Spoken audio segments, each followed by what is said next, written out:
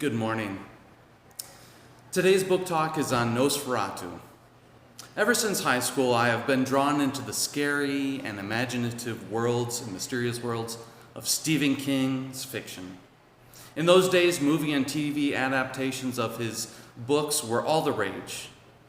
And even now, today, many of his books are continuing to have a resurgence on the big and small screens. One of which is NOS4A2. Oh, you haven't heard of that one yet? That's because it's not a Stephen King book.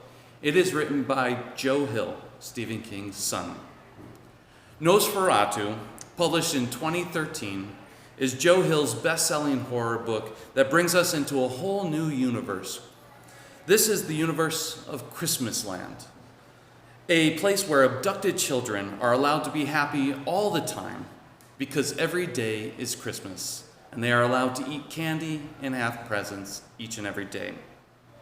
The biggest conflict and twist in our story is the fact that there's a man in this Christmas land named Charlie Manx. Charlie Manx is a vampire who feeds off of the happiness of these kids' souls. Another big twist to this is that there's another character, Victoria McQueen. She is one of only Charlie Manx's escapees, and Charlie Manx doesn't like that very much. Victoria McQueen is now a grown-up, and she has a child of her own, Wayne, and Wayne has been abducted.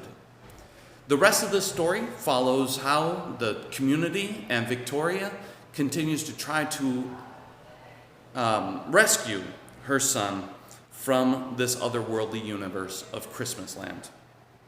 The surprising thing that caught my attention while I was reading this, as an adult and a parent, was how wise this was for a horror novel. On page 539, there is a quote that I found especially wise. It says this: "The difference between childhood and adulthood, Vic had come to believe, was the difference between imagination and resignation. You traded one for the other and lost your way." This is a tangible explanation of how often, as we grow older, we lose our willingness to be imaginative. It is also a reminder to me that every once in a while, I need to stop, be creative, have fun, otherwise I will become a bitter old person. This book was a surprising pickup for me because I had no idea that I would enjoy Joe Hill. I thought maybe as Stephen King's son, it would come off as forced. But it was a delightful book in the end. I gave this book 4 out of 5 stars. There were moments that I wish this book were shorter and more condensed. The author had separate chapters for each person's perspective and on every major scene. And this felt a bit unnecessary at times. However, I understood why he would do this since everyone experiences every scene differently with their own motivations. I now look forward to watching the TV series over my holiday breaks, and I really thank you for your attention.